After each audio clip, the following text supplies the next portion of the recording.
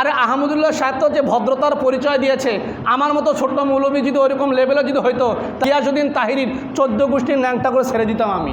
আপনারা বলেন দেখি, যে সন্তান বাবার পরিচয় দিতে পারে না, যে সন্তান বাবার পরিচয় দিতে জানে না, যে সন্তান বাবা মার পরিচয় দিতে স্বাচ্ছন্দ্য বোধ করে না, যে সন্তান বাবা মার পরিচয় দিতে জানে না, আপনারা বলেন এই সন্তানকে আপনারা কি বলবেন? অবৈধ সন্তান যার সন্তানের কথা বলেন, ঠিক কিনা? একটা বক্তব্য আপনারা শুনেছেন, এক মুশরিক বলেছিল যে আমাদের নবীজি মুসলমান ছিলেন না, তার নাম হচ্ছে হাবিবুর রহমান রেজভী। ওই যে মোটর সাইকেলে নেওয়ার সময় তাকে জুতা পিটা করছে, আপনারা দেখেছেন কি? মনে আছে কি? মনে হয় না, এগুলোর খবর তো আপনারা রাখবেন না। সে বলতেছে যে আমাদের নবীজি মুসলমান ছিল না, তার নাম হচ্ছে হাবিবুর রহমান রেজভী। এই রেজভী যখন এই কথাটা বলেছে, তখন তো তার বিরুদ্ধে গিয়াসউদ্দিন তেহারি, এই মুশরিক, এই বেঈমান, এই বাটপার লম্পট, তার বিরুদ্ধে কিন্তু ফতোয়া দেয়নি। কেন দেয়নি জানেন? কারণ গিয়াসউদ্দিন তেহারির মা রেজভীর একজন খাস ভক্ত। কিসের ভক্ত? খাস ভক্ত। আমার কাছে সব রেকর্ড, আমি ফতোয়া দিচ্ছি, কোনো হিন্দু যদি গিয়াসউদ্দিন তাহিরের হাতে কালিমা পড়ে মুসলমান হয়, কোনো খ্রিস্টান যদি গিয়াসউদ্দিন তাহিরের হাতে কালিমা পড়ে, সে মুসলমান হবে না। ঠিক বুঝ পাবে এটা একমাত্র জানেন কে? আল্লাহ জানেন। প্রথম কথা হলো, এই তেহারি একটা বক্তব্যের মধ্যে বলেছে যে কই আমাদেরকে তো ধরে না। শুনছেন এই কথাটা? আমাদেরকে তো ধরে না, আমাদের উপর তো এরকম কোনো গজব আসে না, আমাদেরকে তো এরকম ধরাধরি আসে না, এরকম বিপদ আসে না, এরকম একটা বক্তব্য দিয়েছে কি না? যদি এগুলো ফাও বক্তব্য, কিন্তু যেহেতু বিষয়টা এখন এমন দূর পর্যন্ত যাচ্ছে, না বলে উপায় নেই। যেহেতু আল্লাহ কোরআনুল কারিমের মধ্যে বলেছে, কু আনফুসাকুম ওয়া আহলিকুম নারা, তোমরা নিজে বাঁচো এবং তোমার আহাল পরিবারদেরকে বাঁচানোর দায়িত্ব আল্লাহ দিয়েছেন। কথা ঠিক কিনা? এখন আমি কোরআন হাদিস অনুপাতে, আমি তো তাহিরের ভক্ত তো দূরের কথা, ওর দুশ্মনও আমি না। কারণ যে লেভেলের একজন গোমরা পথভ্রষ্ট, যে লেভেলের পথভ্রষ্ট গোমরা, তাকে নিয়ে কথা বলার মতো, যদিও আপনারা মনে করতে পারেন সে আমার চেয়ে অনেক ভাইরাল, আমি তো বলেছি সে একজন বিখ্যাত ব্যক্তি, ঠিক আছে না? কিন্তু এরকম বিখ্যাত ব্যক্তি হয় লাভ আছে? কথা বলেন, লাভ আছে? কোনো লাভ নেই। সে মানুষকে কিভাবে গোমরাহ করছে, কিভাবে পথভ্রষ্ট করছে, আপনার অবাক হয়ে যাবে। বক্তব্যে বলছে একটা ওয়াজ মাহফিলের মধ্যে যে আমাদেরকে ধরে না, ওদেরকে এত ধরে কেন, ওদেরকে রিমান্ডে নেয় কেন, ওদের উপর এত আযাব আসে কেন, ওদের উপর এত ধরপাকড় আসে কেন? কারণ আমরা অলি আল্লাহদেরকে বিশ্বাস করি, আমরা অলি আল্লাহকে মহব্বত করি, আমরা নবীকে মহব্বত করি, এই জন্য আমাদের বিপদ আসে না। এরকম একটা গাঁজাখুরি বক্তব্য দিয়েছে না? কথা বলেন। এদের বক্তব্য একটাই, নবীজি নূরের তৈরি না মাটির তৈরি? এদের বক্তব্য এগুলোই। মিলাদ পড়া যাবে কি যাবে না? এদের বক্তব্য একটাই, চল্লিশা করা যাবে কি যাবে না? এদের বক্তব্য একটাই যে নবীজি সাল্লাল্লাহু আলাইহি ওয়াসাল্লাম হাজির নাজির কিনা, নবীজি গায়েব জানেন কিনা? এদের বক্তব্য এগুলোই। এদের বক্তব্য শুধু মিলাদ ক্যাম্প নিয়ে, আর কোনো রাষ্ট্রীয় বিষয় কোনো বক্তব্য এদের জবান থেকে বের হয় না। কথা ঠিক কিনা?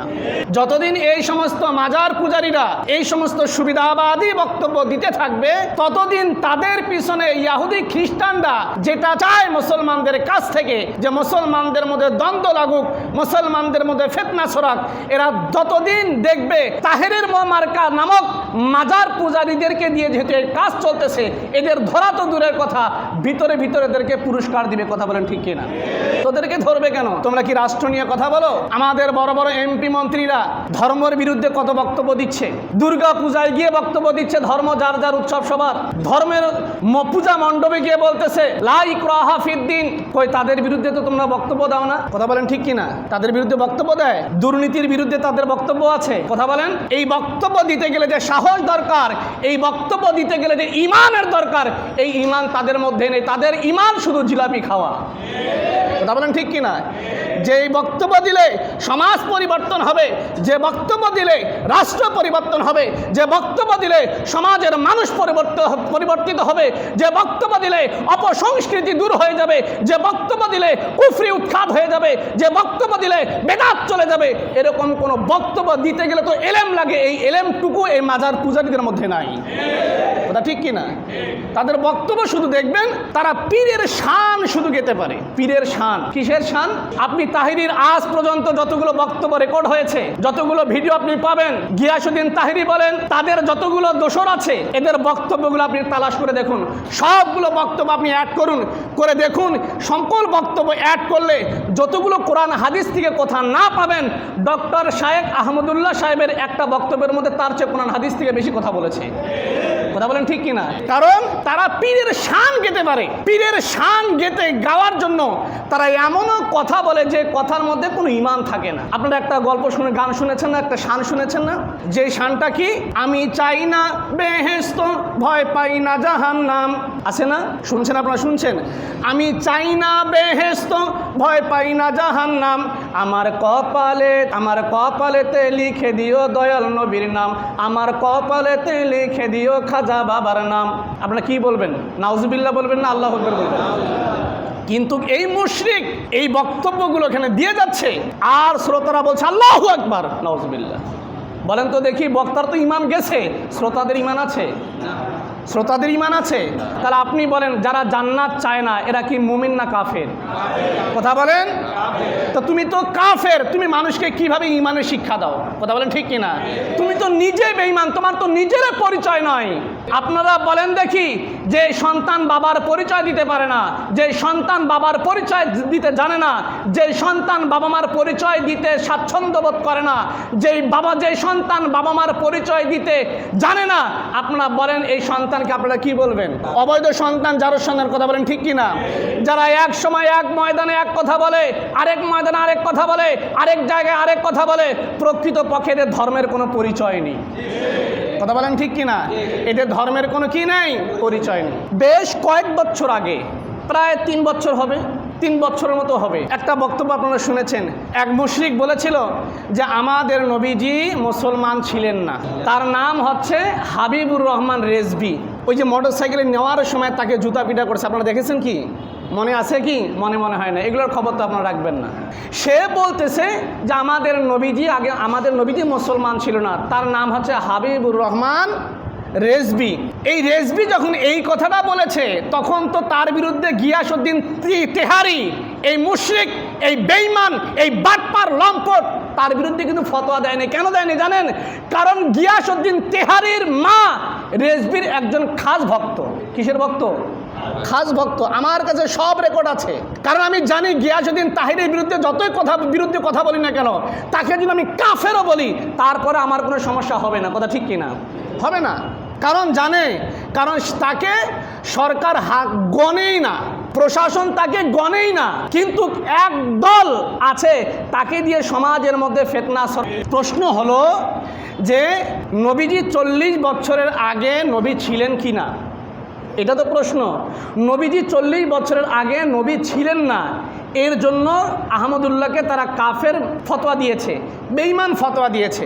এখন দেখেন, কোরআন হাদিস থেকে আপনাদের কাছে আমি যতটুকু পারি, আমি আমার মন মতো করে আপনাদেরকে যদি বুঝাই, তাহলে আমিও তো কাফের হয়ে যাব। কথা ঠিক কিনা?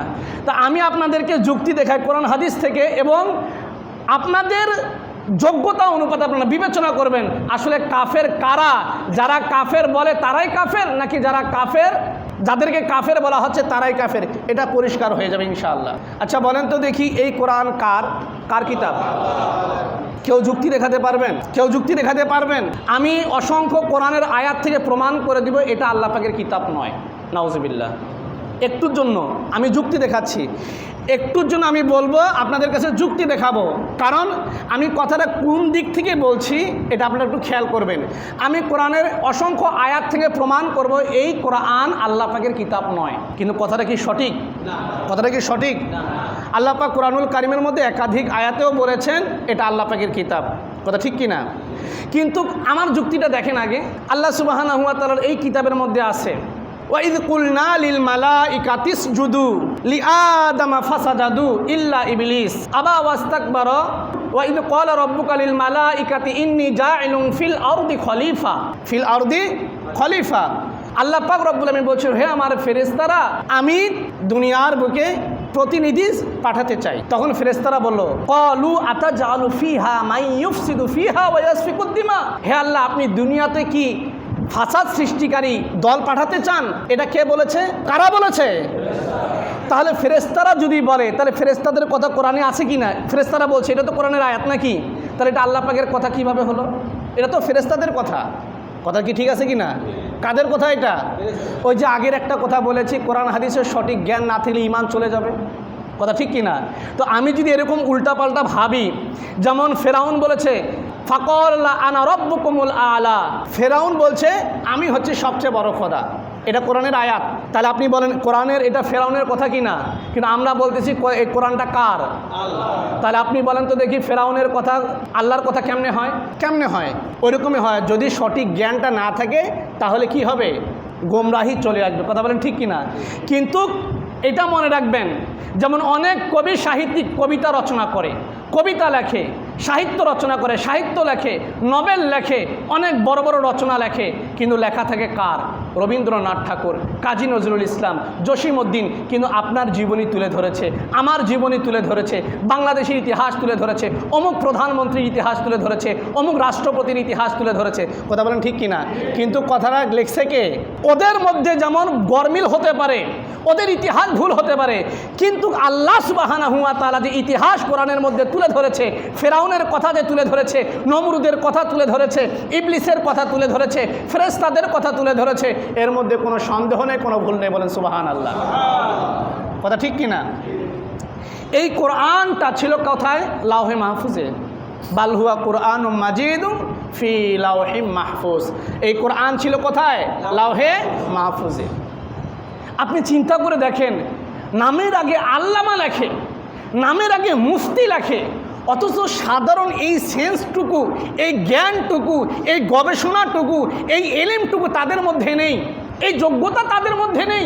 আপনারা বলেন, আল্লাহ রসুল সাল্লাল্লাহু আলাইহি সাল্লাম দুনিয়াতে যেদিন এসেছিলেন, যেদিন দুনিয়াতে এসেছিলেন সেদিন থেকে আল্লাহ পাক রব্বুল আলামিন তাকে তো দুনিয়াতে নবী করে পাঠিয়েছেন, কিন্তু নবুয়ত পাওয়ার যে একটা সিস্টেম, একটা তরিকা, এটা কি শুধু আমাদের নবীর ক্ষেত্রে হয়েছে, আমাদের রসুলের ক্ষেত্রে হয়েছে, না সব নবীর ক্ষেত্রে হয়েছে? আপনি দেখেন তো দেখি, পৃথিবীর কোনো হাদিসের কিতাব থেকে আপনি পাবেন যে মুসা আলাইহিস সালাতু ওয়াস সালাম 40 বছর আগে নবী হয়েছেন, রসুল হয়েছেন। ইব্রাহিম আলাইহিস সালাতু ওয়াস সালাম 40 বছর আগে নবী হয়েছেন, রসুল হয়েছেন। দাউদ আলাইহিস সালাতু ওয়াস সালাম 40 বছর আগে নবী রসুল হয়েছেন। ঈসা আলাইহিস সালাতু ওয়াস সালাম 40 বছর আগে নবী রসুল হয়েছেন। এরকম কোনো প্রমাণ কেউ দেখাতে পারবে? এনারা যে নবী হবে এটা আল্লাহ জানেন। কথা বলেন না কেন ভাই? আল্লাহ জানে কি জানে না? কিন্তু নবুয়ত দিলেন কেন? কারণ এটা একটা তরিকা। কেমনে তরিকা? আমরা যখন জন্মগ্রহণ করেছি, আমাদের উপর 5 ওয়াক্ত নামাজ কখন থেকে ফরজ হয়েছে? কথা বলেন। 7 বছর, 7 বছর 8 বছর, ঠিক কি না? কয় বছর? 7 বছর 8 বছর। তার আগে আমাদের উপর নামাজ ফরজ ছিল? কথা বলেন। কেন আমরা কি তখন মুসলমান ছিলাম না? আল্লাহ রসুল সাল্লাল্লাহু আলাইহি সাল্লাম অন্য হাদিসের মধ্যে বলেছেন, প্রত্যেকটা শিশু যখন জন্মগ্রহণ করে সে হিন্দুর, খ্রিস্টান ঘরে, ইয়াহুদির ঘরে, বৌদ্ধের ঘরে, নাস্তিকের ঘরে জন্ম, সে মুসলমান হয়ে জন্মগ্রহণ করে। কথা বলেন। আমাদেরও ছিল, কিন্তু যখন আমাদের 7 বছর পূর্ণ হয়ে তখন আমাদের উপর শরীয়তের হুকুম এসেছে। কথা বলেন ঠিক কিনা? একটা তো সুন্নত আছে বা একটা তো তরিকা আছে, আছে কি আছে না? কিন্তু 7 বছরের আগে ওই গিয়াসউদ্দিন তেহারিকে যদি জিজ্ঞেস করা হয়, আপনি নামাজ পড়েছেন কয় বছর আগে? নামাজ কখন থেকে ফরজ হয়? পর্দা কখন থেকে ফরজ হয়? রোজা কখন থেকে ফরজ হয়? যদি সে ফতোয়া দেয় 7 বছরের বয়স থেকে, তখন তাকে যদি জিজ্ঞেস করেন তাহলে 7 বছরের আগে কেন ফরজ হলো না, তখন কি সে মুসলমান ছিল না? নাকি 7 বছরের পর আমরা সবাই কালিমা পড়ে মুসলমান হয়েছি? কথা বুঝেননি? 7 বছরের পরে কি আমরা কালিমা পড়ে মুসলমান হয়েছি? আগে তো আমরা মুসলমান হয়েছি। কথা ঠিক কি না? তাহলে 7 বছরের আগে কেন নামাজ ফরজ হলো না? 7 বছরের আগে কেন রোজা ফরজ হলো না? কেউ যদি পরে, এখনও 7 বছরে, 6 বছর, 4 বছরের বাচ্চা নামাজ পড়ে না, তাদের কি নিষেধ করা হয়? নিষেধ করা হয়। এটা কি তাদের জন্য বাধ্যতামূলক? তাহলে গিয়াসউদ্দিন তেহারির কথা কি ঠিক আছে না অযৌক্তিক? সে যে যাকে কাফের বলছে, সে কাফের না, সে অন্য কোনো বক্তব্য তার ভুল থাকতে পারে, কিন্তু এই বক্তব্যের অনুপাতে সে তাকে কাফের বলা যায় না। যে কাফের বলেছে সে প্রকৃত কাফের। কথা বলেন ঠিক কিনা? গিয়াসউদ্দিন তেহারি সে বলতেছে যে মুহাম্মদ সাল্লাল্লাহু আলাইহি সাল্লামের ধন বাবাকে দিয়ে, বাবা নবীজি সাল্লাল্লাহু আলাইহি সাল্লাম শুয়ে আছেন, কি তাদের মতো তো আমি শান গাইতে পারি না। যদি আরও কয়েকবার শুনতেন তাহলে বলতে পারতাম, কিন্তু এটা বলার দ্বারা কোনো ফজিলত নেই। এই জন্য আমি এগুলো আলতু ফালতু কোনো কিছু মুখস্থ করি না। বাবা নবীজি সাল্লাল্লাহু আলাইহি সাল্লাম শুয়ে আছেন মদিনার জমিনে, আর তার বাবা শুয়ে আছে আজমেরিতে। আজমেরিতে গেলে কেউ খালি হাতে ফিরে আসে না, যে যায় সে কিছু না কিছু নিয়ে আসে। বলেন তো দেখি, এই আকীদা পোষণ করা কি? কার উজু যায় না বলতে পারবেন? এই প্রশ্নটা এর আগে একবার করেছিলাম আমি আপনাদেরকে। উজু যায় না কার? দুই ব্যক্তির। কয় ব্যক্তির? দুই শ্রেণীর মানুষের উজু যায় না। এক হচ্ছে যার উজু নাই, তার উজু যায়। যার উজুই নাই, সে 1000 বার যদি টয়লেটে যাক বা 1000 বার যদি কে সে মানে ফায়ারও করে, তারপর কি তার উজু যাবে? উজু যাবে না, তার উজু যাবে না। 2 নাম্বার, যে বিধর্মী, সে হিন্দু হোক, খ্রিস্টান হোক, বৌদ্ধ হোক, অমুসলিম হোক, সে যে ধর্মের হোক না কেন, সে কি হবে না? তার উজু। এখন কোন একটা হিন্দু আমার আপনাকে ফলো করে যদি উজু করে, আমি যেভাবে উজু করি, বড় মসজিদের ইমাম সাহেব যেভাবে উজু করে ওইভাবে যদি উজু করে, বড় শাইখুল হাদিস যেভাবে উজু করতেছে ওইভাবে যদি একজন হিন্দু বা খ্রিস্টান উজু করে, বলেন তো দেখি উজু হবে? কেন হবে না? আপনার মতো আমার মতোই তো উজু করেছে। একজন হুজুর যেভাবে উজু করে সেভাবে তো উজু করেছে, তারপরে হবে না কেন? কারণ শুধু ইমান, কারণ শুধু শরীরের পবিত্রতা দিলে হবে না, ভিতরে পবিত্র হতে হবে। কথা বলেন ঠিক কিনা? এই লেবাসধারীদেরকে মানুষ চিনে না, এই লেবাসধারীদেরকে তারা জানে না এরা যে কত বড় ইমান বিধ্বংসী। এরা মানুষকে শান গেয়ে গিয়ে মানুষের মন জয় করতে পারে, কিন্তু এরা মানুষের ইমান হরণ যে করতেছে, মানুষকে কাফের মুশরিক বানাচ্ছে, এইদিকে খেয়াল নাই। ওরা যত বড় আলেম হোক না কেন, যত বড় বক্তা হোক না কেন, যত বড় মুফতি মুহাদ্দিস হোক না কেন, প্রকৃতপক্ষে তাদের দ্বারা কোনো দিনের খেদমত হওয়া তো দূরের কথা, হবে না। কোনো হিন্দু যদি তার হাতে মুসলমান হয়, কোনো খ্রিস্টান যদি তার হাতে মুসলমান হয়, কোনো বৌদ্ধ যদি তার হাতে মুসলমান হয়, আমি ফতোয়া দিলাম তারা মুসলমান হবে না। আমি ফতোয়া দিচ্ছি, কোনো হিন্দু যদি গিয়াসউদ্দিন তাহিরের হাতে কালিমা পড়ে মুসলমান হয়, কোনো খ্রিস্টান যদি গিয়াসউদ্দিন তাহিরের হাতে কালিমা পড়ে, সে মুসলমান হবে না। কি হবে না? কেন বললাম আমি এই কথাটা? কারণ গিয়াসউদ্দিন তাহিরি নিজে তো কাফের। কথা বলেন ঠিক কি না? সে নিজে কি, কিন্তু আপনার হাতে যদি কালিমা পড়ে মুসলমান হয়, সে মুসলমান হবে, কারণ তার আকীদা ঠিক আছে। কারণ আকীদা যদি আমার হাতে যে মুসলমান হবে, সে তো আমার আকীদাকে বিশ্বাস করছে। কথা বলেন ঠিক কি না? আমার আকীদাকে বিশ্বাস করছে বলে তো আমার হাতে কালিমা পড়ে কি হচ্ছে? মুসলমান হচ্ছে। নবীর আকীদা বিশ্বাস করে যারা মুসলমান হয়েছে তারা তো মুসলমান হয়েছে। কথা বলেন ঠিক কিনা? সাহাবীদের হাতে যারা কালিমা পড়েছে তারা তো সাহাবীর আকীদাকে বিশ্বাস করে কালিমা পড়েছে। কথা ঠিক কিনা? গিয়াসউদ্দিন তাহিরের আকীদা তো কুফরি আকীদা, তার হাতে কালিমা পড়ে মুসলমান হলে কেউ মুসলমান হবে না। আমার কথা ঠিক আছে? এর জন্য গিয়াসউদ্দিন তাহিরের হাতে যে কেউ যদি কালিমা পড়ে মুসলমান হয়, তাকে নতুন করে মুসলমান হতে হবে। কথা ঠিক কিনা? কারণ সে যদি নিজেই বলে নবীরকে সম্পদ দিয়ে আল্লাহ গায়েব হয়ে গেছে, নবী সাল্লাল্লাহু আলাইহি সাল্লাম সম্পদ খাজাকে দিয়ে নবীজি গায়েব হয়ে গেছে, তাহলে এই আকীদা যারা করে, বাবার দরবারে গেলে কেউ খালি হাতে ফিরে না, এই আকীদা যারা করে আর এই আকীদার অনুসারীদের হাতে যারা কালিমা পড়ে, তারা কি কখনো মুসলমান হতে পারে? ফতোয়ার কিতাব দেখান, একটা মাসলার কিতাব দেখান যে তাদের মাসলা ঠিক আছে, তাদের ফতোয়া ঠিক আছে। সম্মানিত ভাইরা আমার, বন্ধুরা আমার, আল্লাহ সুবহানাহু ওয়া তাআলা নবী সাল্লাল্লাহু আলাইহি সাল্লাম শুধু নন, প্রত্যেকটা নবীকে 40 বছর আগে কাউকে নবুয়ত দেন নাই। মুসা আলাইহিস সালাতু ওয়াস সালাম বলেন, ঈসা আলাইহিস সালাতু ওয়াস সালাম বলেন, দাউদ আলাইহিস সালাতু ওয়াস সালাম বলেন, যতগুলো নবী রাসূলকে আল্লাহ পাক দুনিয়ার বুকে পাঠিয়েছেন, প্রত্যেকটা নবী রাসূলকে আল্লাহ পাক 40 বছর পর নবুয়ত দিয়েছেন। কথা বলেন ঠিক কি না? কয় বছর পর? 40 বছর পর। এই জন্য মাঝে মাঝে মনে হয় যে এই পাগল, এই শয়তানটা যে মানে প্রশাসনের কাছে গিয়েছে, থানাতে গিয়েছে যে ওনার নামে মামলা করার জন্য, ওনার নামে অভিযোগ করার জন্য, কিন্তু আমি চিন্তা করেছি অভিযোগ করাটা ঠিক আছে, অভিযোগ করুক, তখন তো আসামি আহমদুল্লাহকে নিয়ে আসবে, তখন আহমদুল্লাহ সাহেব এবং এই তেহারিকে দুই সাইডে রাখা হোক, টেলিভিশন লাইভগুলো, চ্যানেলগুলো একবারে লাইভ করবে, গোটা বিশ্ববাসী দেখবে যে প্রকৃতপক্ষে কারা শয়তান। কথা বলেন ঠিক কিনা? কিন্তু এই সুযোগটা তো দিবে না। দিবে কি? যদি দিত তাহলে বাংলাদেশে কোনো মাজার পূজারী নামক কোনো ব্যবসা বাংলার জমিনে থাকতো না। আজকে মাজারের বিরুদ্ধে কথা বলার কারণে মামুনুল হক সাহেব জেলে ছিল। কথা বলেন ঠিক কিনা? আজকে মূর্তির বিরুদ্ধে কথা বলার কারণে মামুনুল হক সাহেব জেলে ছিল। তোমরা তো মূর্তির বিরুদ্ধে কোনো কথা বলো না, তোমরা তো মদের বিরুদ্ধে কোনো কথা বলো না, তোমরা তো ইসলাম বিরোধী অনেক এমপি মন্ত্রী কথা বলে, তাদের বিরুদ্ধে কোনো কথা বলো না, কারণ জানে যে এদের বিরুদ্ধে কথা বললে শরীরে চামড়া তুলে জনগণ লবণ দেবে। কথা বলেন ঠিক কিনা?